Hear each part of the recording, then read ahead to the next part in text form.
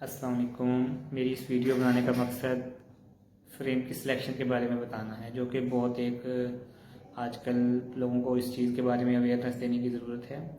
सबसे बड़ा मसला ये आता है कि आजकल बहुत ज़्यादा मार्केट में डिफरेंट डिज़ाइन के फ्रेम इन्वे हुए हैं, जिसमें कैट शेप है, राउंड है, मेटल्स में बड़े डिफरेंट तरह के फ्रेम्स जो हैं वो इन्वे हुए हैं। लेकिन मसला ये है कि उन फ्रेम्स की प्रॉपर सिलेक्शन फेस की सिमेट्री के मुताबिक ना होने की वजह से पेशेंट्स बाद में कंप्लेन कर रहा होता है।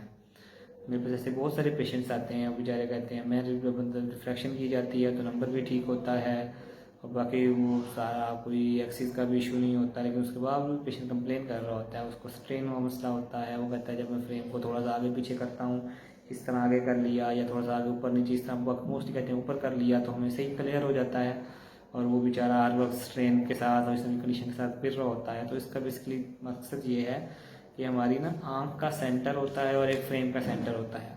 हमारी आँख और फ्रेम के सेंटर का मैच होना बड़ा ज़रूरी है। जिस तरह मैं आपको बताता हूँ, ये एक फ्रेम है, इस फ्रेम में देखें, इस फ्रेम का एक ये सेंटर होगा, इसके अंदर जो भी हम लेंस फिट करेंगे उस लेंस का एक सेंटर होगा और हमारी एक आँख का सेंटर होगा। इस लेंस के और हमारी आँख के सेंटर का बिल्कुल एक दूसरे के सामने होना बड़ा ज़रूरी है।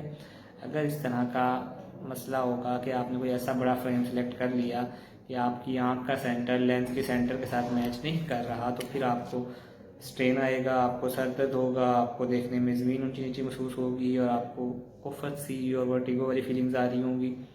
तो मेरी अभी आप लोगों से एक और दूसरा मसला ये है कि हम ना जिस लोगों से डिस्पेंस करवाते हैं वो प्रॉपर फिटिंग नहीं करते, इल फिटिंग करते हैं। उन लोगों को अंदाज़ा ही नहीं होता कि भाई फ्रेम का सेंटर कहाँ जा रहा है, उस फ्रेम के सेंटर के मुताबिक आँख का सेंटर कहाँ बनेगा और हमने जो लेंस उस फ्रेम के अंदर फिट करना है उसकी सेंट्रेशन कहाँ पे होनी चाहिए।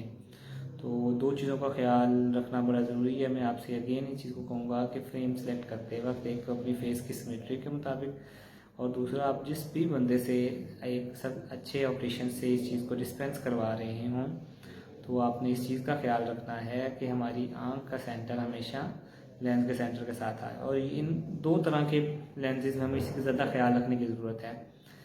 हाई नंबर मतलब अगर प्लस माइनस में कोई 5-6 से ज़्यादा नंबर जा रहा है तो तब इस सेंट्रेशन का मसला आता है, और तब इस चीज़ का ख्याल रखना बड़ा ज़रूरी है कि आप फ्रेम अच्छा सेलेक्ट करें और एक अच्छे बंदे अच्छे ऑपरेशन से उसकी डिस्पेंसिंग करवाएं।